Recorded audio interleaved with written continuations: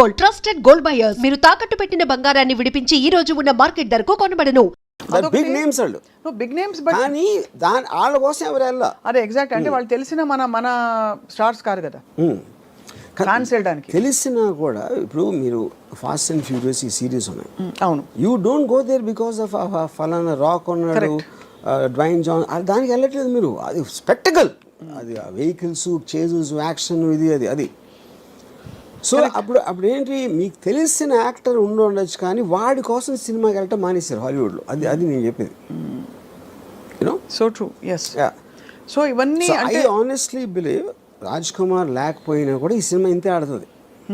ఆ ట్రైలర్ బట్టి దాన్ని బట్టి రాజ్ కుమార్ బదులు ఆ రేంజ్లోనే ఏ యాక్టర్ ఉన్నా కూడా మోరల్లెస్.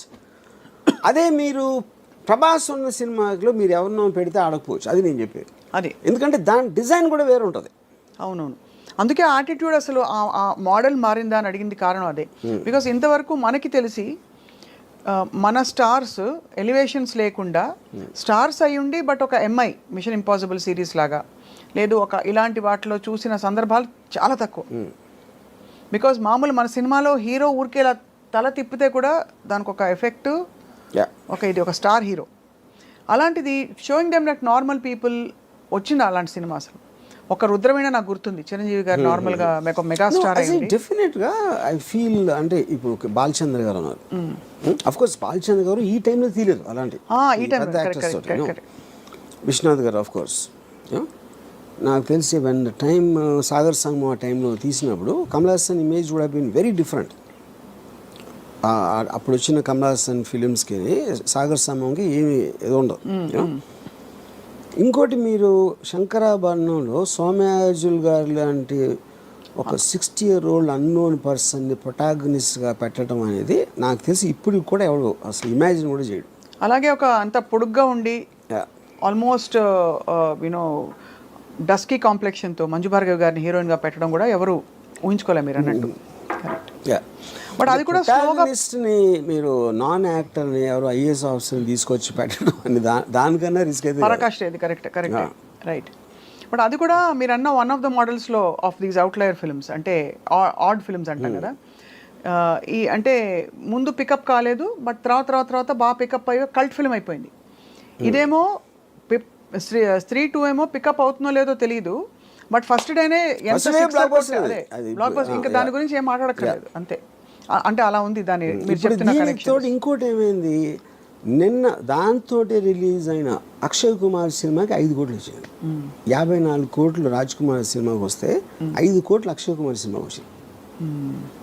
5.5 కోట్లు అంతా జాన్ అబ్రహం సినిమాకి వచ్చింది అదే రోజు.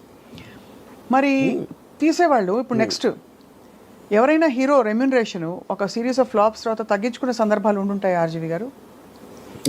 చేస్తారు. That happens? Yeah, it happens. When the market is not doing ఎందుకంటే అప్పుడు ఏం చేస్తారంటే ఇప్పుడు ఇంత ఇస్తామండి సినిమా హిట్ అయితే అంత ఇస్తామని ఇలాంటి కొన్ని డీల్స్ పెట్టుకుంటారు. కొంచెం అదే క్లాజులు బ్యాక్ ఎండ్ అలాంటి. The reason I asked that is because majority of this major expenses that we are talking about ఇప్పుడు మొన్న కల్కి వచ్చింది. It was actually a feast వినడానికి ఒక అమితాబ్ బచ్చన్ గారు ఒక సో అండ్ సో ప్రభాస్ ఉంటే అసలు నేను చూడొచ్చు అని దీపిక ఇంకోవైపు. బట్ ఆ సినిమాలో ఈ స్టార్ దీనికి రెమ్యూనరేషన్స్ చాలా అయి ఉంటాయి కదా.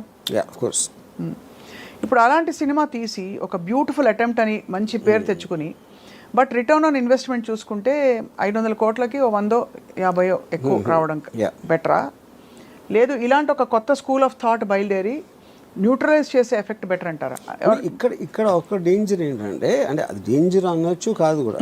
డేంజర్ ఏంటంటే మీకు సంవత్సరానికి 150 సినిమాల్లో రేంజ్ వైజ్గా చిన్న సినిమాలు అని చెప్పుకునే 90% ఉంటాయి. దాంట్లో 90% ఫెయిల్ అవుతాయి. సో ఆ 10%లో మీ సినిమా ఉంటుందా అని తెలియదు కదా మీకు. అవును but economy will run like that అంతే. అది that is a fail safe. అప్పుడు మేము పెద్ద సినిమా చేసి అన్కంట్రోల్ బడ్జెట్ ఎంత రెమ్యూనరేషన్ ఇచ్చినప్పుడు ఎంత పోవటానికి ఛాన్స్ ఉందో. ఇప్పుడంటే ఇప్పుడు నేను పేరు చెప్పండి ఒక సినిమా మీరు 400 కోట్లు తీసారనుకోండి దాంట్లో మీకు 200 crores నష్టం వచ్చింది అనుకోండి. ఇప్పుడు మీరు దీని బేసిస్లో 10 కోట్లు 15 కోట్లు సినిమా తీస్తే ఎంత పోయినా కూడా మీకు 10-15 పోతుంది. ఇక్కడలాగా 200 పోదు. అంతే కదా. యా అంతే రిస్క్ ఇస్ లెస్ అంటే Yeah, తక్కువ. correct. బట్ కొడితే జాక్ పాట్ కొడితే ఇంకా తిరుగుంటుంది తిరిగి ఉండదు అది. అది. బట్ ఆల్ ద సేమ్ ఈ హీరోలు అందరూ వాళ్ళ రిస్క్ కూడా ఒక సినిమాలో ఎంగేజ్ అవ్వడం ఈజ్ వెరీ హై బికాస్ వాళ్ళు తొందరగా పీక్ అయిపోతారు. ఆ తర్వాత దానికంటే ఏదైనా తక్కువ ఇస్తే చూసుకోరు. చచ్చినట్టు ఆ లీగ్ ఆఫ్ మార్కెట్లోనే ఇప్పుడు ప్రభాస్ వచ్చి సడన్గా మంచి ఒక ఇలాంటి ఒక 127 hours లాంటి సినిమాలో ఆర్ సంథింగ్ చేస్తారా అంటే whether people will digest, whether he'll take that risk we don't know. He's compelled to work now in very very big projects. అది దానికి రీజన్ ఏంటంటే ఇప్పుడు 127 hours ఈ లెక్క తెలియదు అనుకోండి ఏదో సంథింగ్. ప్రభాస్కి డబ్బులు ఇచ్చేది not about the story, not about that. అతను స్క్రీన్ మీద హై స్పీడ్లో వస్తే అంతమంది ఎక్సైట్మెంట్ వస్తుంది అనేది కాస్టింగ్ ఫ్యాక్టర్. అది that is what super stars are supposed to be. Yes, అప్పుడు అలాంటి మూమెంట్స్ ఉన్న స్టోరీనే వాళ్ళు ఎన్నుకుంటారు. అదే వాళ్ళు వచ్చి వేరే సినిమా తీసినప్పుడు ఆమీర్ ఖాన్ ఒక్కడే చాలా తెలుగు చేస్తాడు. ఆమీర్ ఖాన్ ఏం చేస్తాడంటే ఇప్పుడు ఏంటి, ఒక సపోజ్ తను గజనీ లాంటి సినిమా తీసాడు కూడా చాలా పెద్ద హిట్ అయ్యేది. తర్వాత తను తారే జమీన్ పే తీస్తే తారే జమీన్ పేలో చూస్తారా, అది మంచి స్టోరీ, కానీ గజనీకి అలవాటు పడిన వాళ్ళు దీన్ని చూస్తారా అంటే దానికి ఆమీర్ ఖాన్ ఏం చేశాడంటే గజనీ నమ్మిన ప్రైస్లో 1/10 కమ్మాడు తారే జమీన్ పే. అప్పుడు ఆమీర్ ఖాన్ లాజిక్ ఏంటంటే నేను ఈ సినిమాలు కూడా చేస్తాను, కానీ ఆ ప్రైస్కి అమ్మినప్పుడు ఆ ఆడియన్స్ నేను రీచ్ అవ్వలేను. దీని ఆడియన్స్ దీనికి ఉండదు. కరెక్ట్. యా, అప్పుడు ఏమైంది, గజనీ కాస్ట్ 40 crores అయితే ఇది 5 crores అయింది. 5 crores అయ్యేటప్పటికి ఇది కూడా 60 చేసింది. 60 crores తారే జమీన్ పే. అదే ఒక 90 చేసి ఉండొచ్చు. 60 కాకపోయినా 10 చేసినా కూడా హిట్టే కదా. అప్పుడు ఏంటి, మీరు ఎంత కాస్ట్ చేశారు, ఎంత వచ్చింది చూసి 100 మంది 1000 మంది చూసారు అనుకోండి ఆ పెద్ద సినిమా, దాంట్లో 900కి నచ్చకపోవచ్చు, కానీ వాళ్ళు చూస్తారు, మీరు ఆ డబ్బులు అయితే మీకు వచ్చేసినాయి. ఇప్పుడు ఇక్కడేమో 100లో 90 మందికి నచ్చినాయి. అవును, కానీ ఈ సినిమా చూసే జనం ఉన్నదే 100 మంది. నేను వాళ్ళని సాటిస్ఫై చేసినా కూడా నాకు హ్యాపీ. అది ఆమీర్ ఖాన్ లెక్క. ఓహో, అంతే. యా, అందుకని తను ఎక్స్ట్రీమ్లీ లో బడ్జెట్ వేస్తాడు, లేకపోతే వెరీ హై బడ్జెట్, రెండు. అప్పుడు వాటి డిజైన్ వేరే ఉంటుంది అంతే. Effectively ROI is better satisfied here, return on investment. ROI definitely. మీరు 40 crores సినిమా 90-80 చేయడానికి, 5 crores సినిమా 60 చేయడానికి ఎంత డిఫరెన్స్ ఉంది.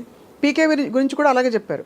పీకే సినిమా రిలీజ్ అయినప్పుడు ఆమీర్ ఖాన్ ప్రొడ్యూస్డ్, దాని cost of production was much less than so many other films ఆ టైంలో వచ్చినవి ఆ లీగ్లో. సో బట్ ఇవన్నీ ఏంటంటే ఈ యాజ్ అన్ అనాలిసిస్ ఇదంతా హాలీవుడ్ స్టార్స్. ఇప్పుడు ఫర్ ఎగ్జాంపుల్ టామ్ హ్యాంక్స్ ఉన్నాడు, హీల్ డూ కాస్ట్ అవే, ఒకే యాక్టర్ మొత్తం ఐలాండ్లో ఒకడే ఉంటాడు. He'll do a very big budget of some other film. వాళ్ళు ఏంటంటే వాళ్ళంతా స్టూడియోస్ కంట్రోల్ చేస్తాయి, బయర్స్ ఉండరు.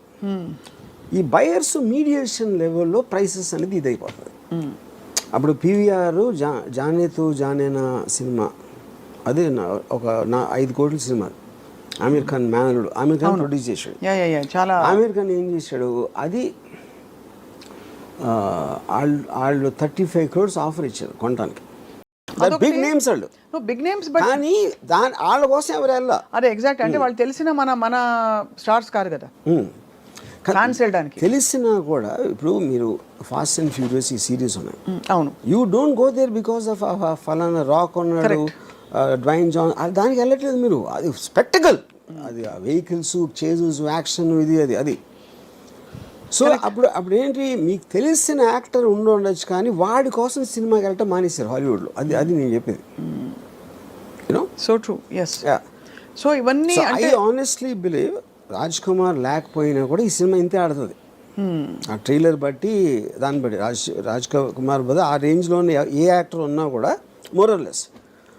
అదే మీరు ప్రభాస్ ఉన్న సినిమాలో మీరు ఎవరినో పెడితే ఆడకపోవచ్చు, అది నేను చెప్పేది. అది ఎందుకంటే దాని డిజైన్ కూడా వేరే ఉంటుంది.